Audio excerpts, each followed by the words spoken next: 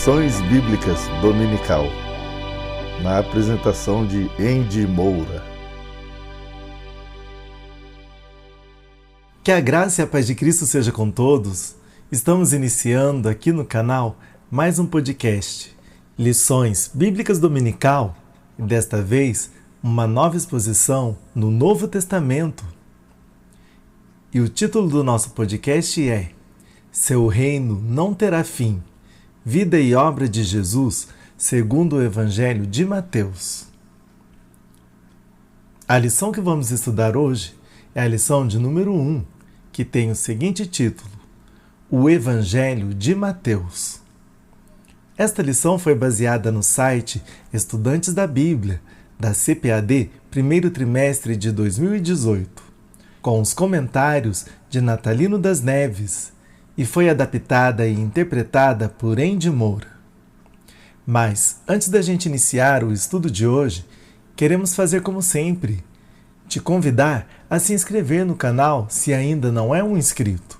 E não se esqueça de acionar o sininho em todas as notificações, porque assim você será notificado e verá tudo em primeira mão quando colocarmos um conteúdo novo no ar.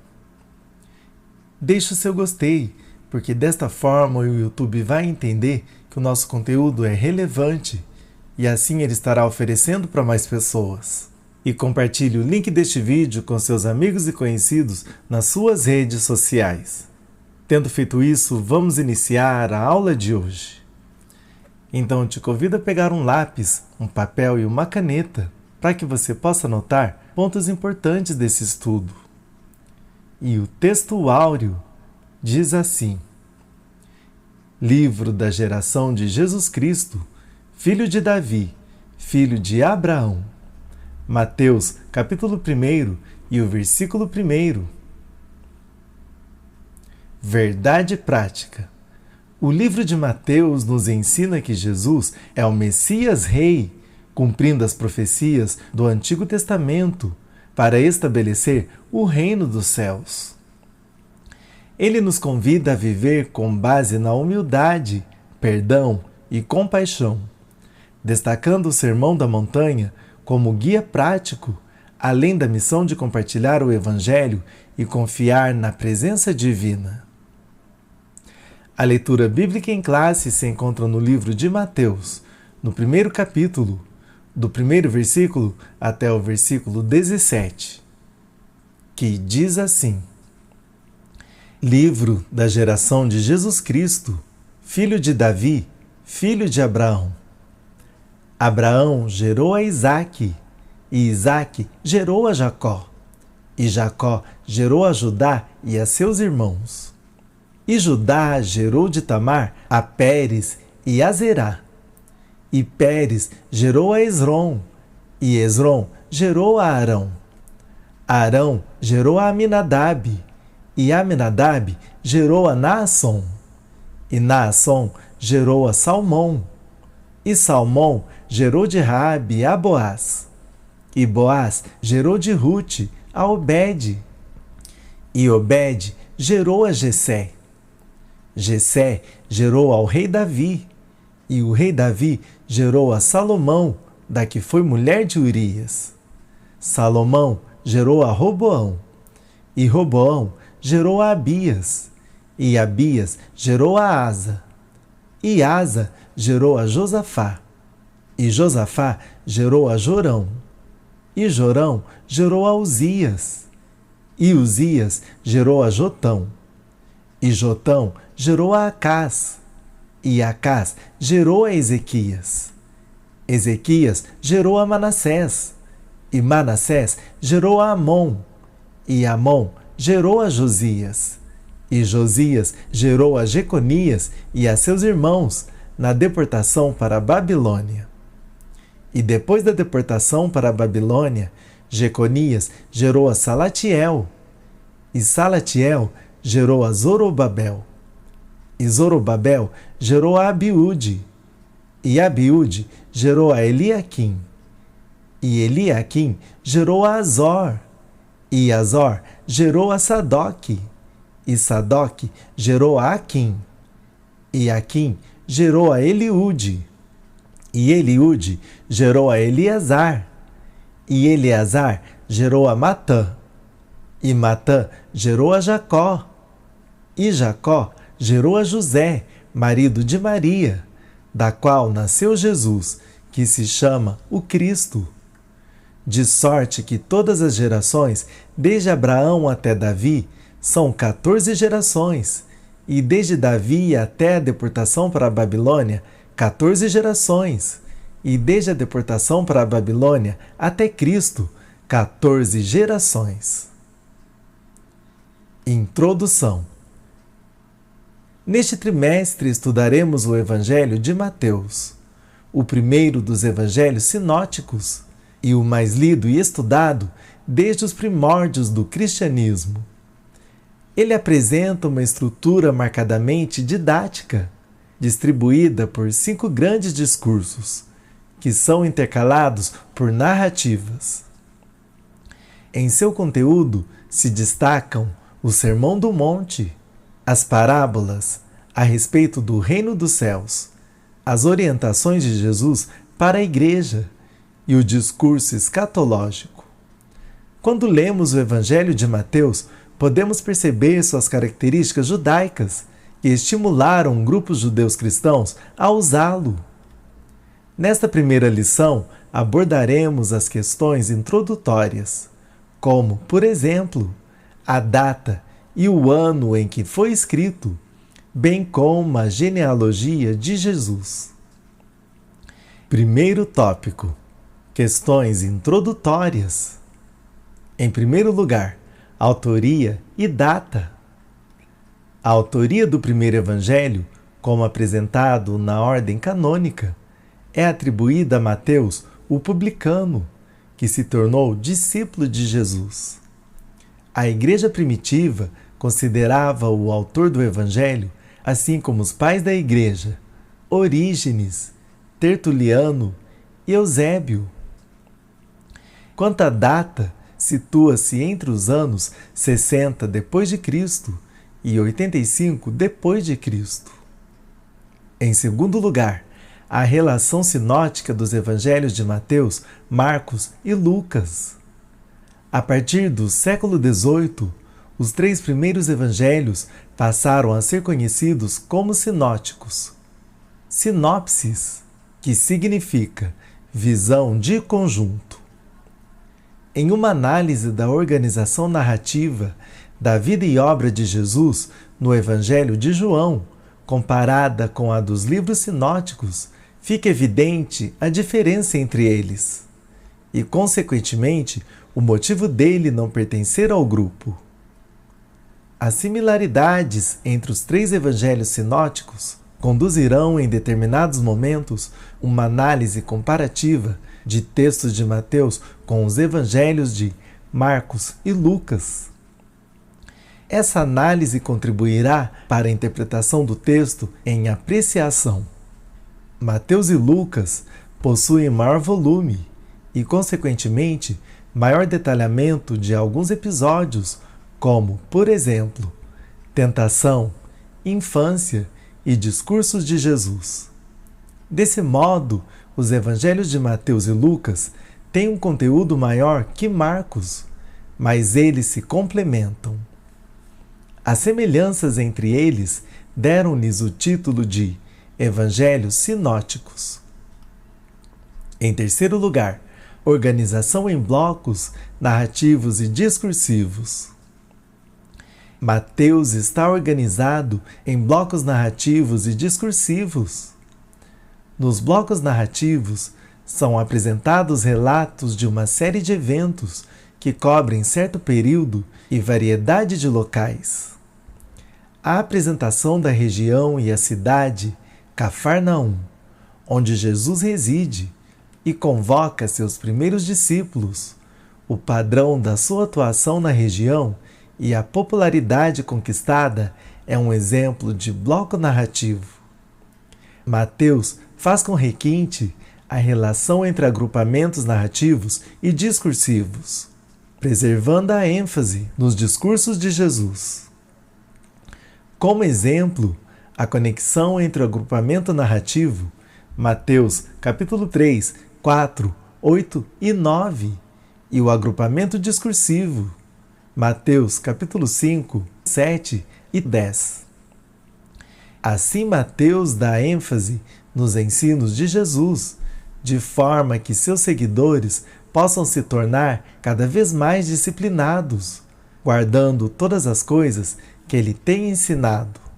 Mateus capítulo 28 e o versículo 20. Segundo tópico: a genealogia de Jesus em Mateus. Em primeiro lugar, a genealogia de Jesus, o Messias. A relação do evangelista com a tradição e modo de pensar dos rabinos influencia a organização das gerações de Abraão até Jesus.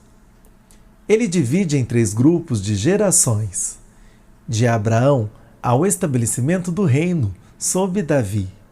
Mateus, capítulo 1, do versículo 2 até o versículo 6. De Davi ao fim da monarquia, exílio babilônico. Mateus, capítulo 1, do versículo 6 até o versículo 11. E do período do exílio babilônico ao nascimento de Jesus. Mateus, capítulo 1, do versículo 12 até o versículo 16. O evangelista tinha um objetivo específico ao descrever a genealogia de Jesus, demonstrar que ele era o Messias prometido. Mateus o relaciona com a casa real, como descendente direto do rei Davi, figura ligada à expectativa messiânica. Também enfatiza a descendência abraâmica, pois o grande patriarca é considerado o pai da nação israelita. Ele recebeu a promessa divina de que sua descendência seria grande e abençoada. Abraão é uma figura importante para o cristianismo, como pai de todo aquele que crê, por meio de seu exemplo de fé e vínculo com Jesus. Em segundo lugar, as mulheres na genealogia de Jesus. Na leitura da genealogia de Jesus, salta aos olhos a menção de 3 mulheres: Ruth, Raabe e Tamar. Para a cultura da época, a menção de mulheres já era um fato relevante, pois elas, geralmente, não eram mencionadas nas genealogias. O que surpreende ainda mais é o fato de que estas mulheres, segundo a tradição judaica, jamais teriam condições de entrar na genealogia do Rei dos Reis, pois Ruth, embora tivesse um caráter ilibado, era moabita. Raabe ganhava vida como prostituta. Josué, capítulo 2 e o versículo 1. E Tamar seduziu e enganou o seu sogro. Gênesis, capítulo 38. Além dessas 3 mulheres, é citada também Batseba, esposa de Urias, que se tornou conhecida pelo adultério com Davi. Segundo Samuel, capítulo 11, do versículo 3 até o versículo 5. Para a cultura judaica, essas mulheres eram consideradas moralmente corrompidas e, portanto, sem nenhuma possibilidade de fazerem parte da linha sucessória do Messias. No entanto, Deus não se submete às culturas, pois está atento aos corações das pessoas. Em terceiro lugar, uma genealogia onde os excluídos são incluídos. As mulheres não eram as únicas excluídas a serem incluídas na genealogia de Jesus. Mateus coloca várias personagens excluídas da sociedade judaica em papéis principais nos discursos de Jesus. Esta inclusão parece ser proposital, principalmente pelo ambiente judaico desse evangelho. O evangelista destaca que o Messias viria para salvar o seu povo de seus pecados. Mateus, capítulo 1 e o versículo 21. Ao mesmo tempo, ele descreve o encontro com Jesus com pessoas estrangeiras que são alcançadas pela sua graça e misericórdia. Mateus capítulo 4, do versículo 23 até o versículo 25. Demonstra que sua missão não era exclusiva para os judeus, mas universal. A universalidade da missão de Jesus é explicada de forma exaustiva pelo apóstolo Paulo, principalmente na Epístola aos Romanos, ao incluir tanto judeus como gentios como receptores da graça de Deus. Terceiro tópico: a teologia de Mateus. Em primeiro lugar, o Messias e a proclamação da chegada do reino dos céus. A figura do Messias está estritamente relacionada com a proclamação do reino dos céus. Esses temas ficam mais evidentes no início e no fim do Evangelho. O título, Filho de Deus, é citado sempre em momentos cruciais do Evangelho. No batismo de Jesus, Mateus capítulo 3 e o versículo 17. Na confissão de Pedro, Mateus capítulo 16 e o versículo 16. Na transfiguração, Mateus capítulo 17 e o versículo 5. No julgamento e na cruz, Mateus capítulo 26 e o versículo 63. Também no capítulo 27 e os versículos 40, 43 e 54. Outra expressão importante relacionada à messianidade de Jesus é Filho de Davi, que ocorre 10 vezes em Mateus. Mateus demonstra que Jesus é de fato o Filho de Deus prometido no Antigo Testamento, verdadeiro homem e verdadeiro Deus. No reino dos céus, proclamado por Jesus, a forma de governo é diferente dos impérios humanos que dominam os povos. O reino dos céus implica justiça, paz e alegria que somente Deus pode dar.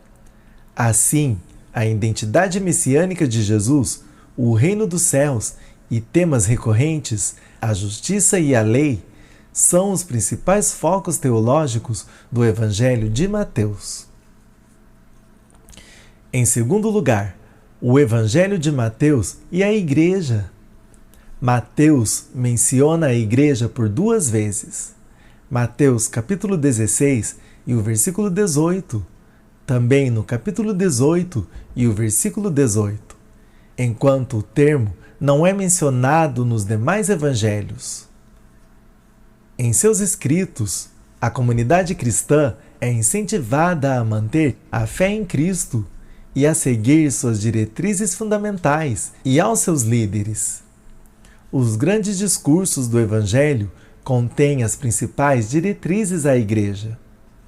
Mateus recomenda a fé em Cristo e a humildade para se evitar a queda e os escândalos, aos quais todas as pessoas estão sujeitas. Mateus capítulo 18, do primeiro versículo até o versículo 9. Ele alerta a respeito dos falsos profetas. Mateus capítulo 7 e o versículo 15.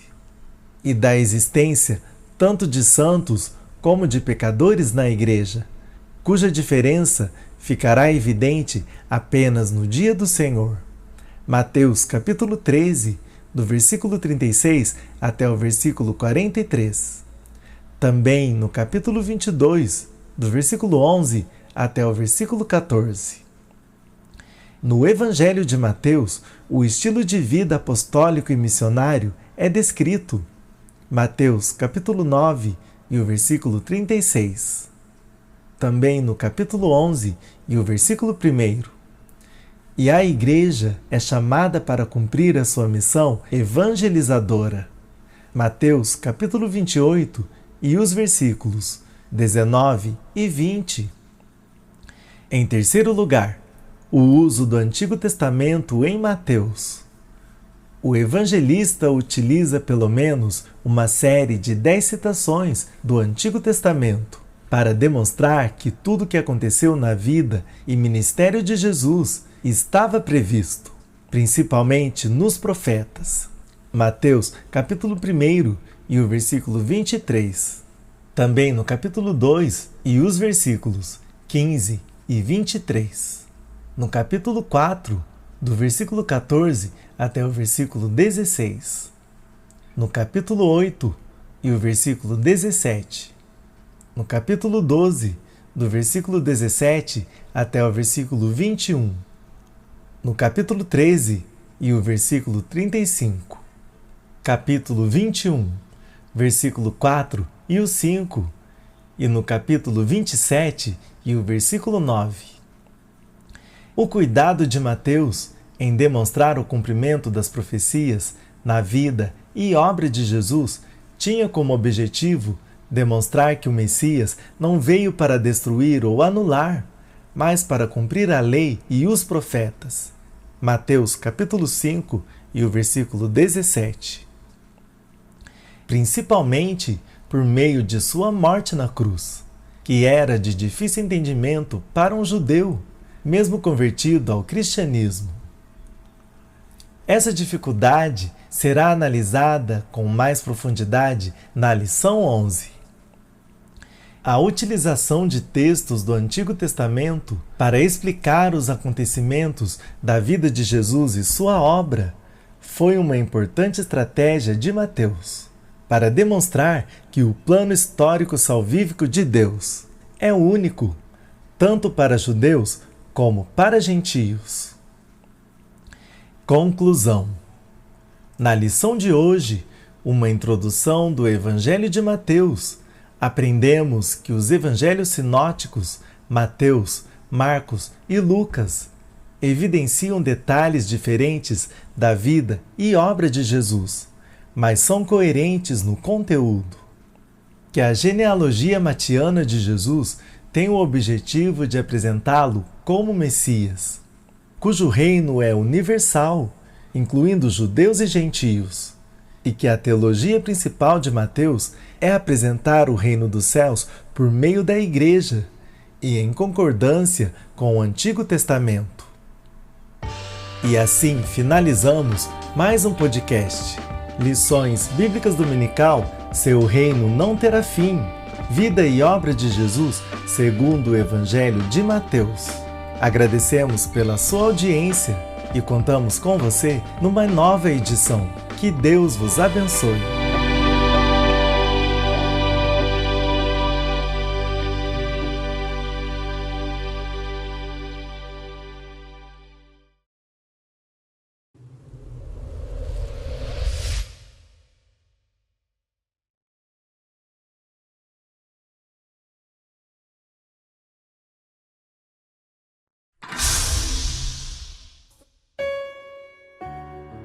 Retornarei em breve.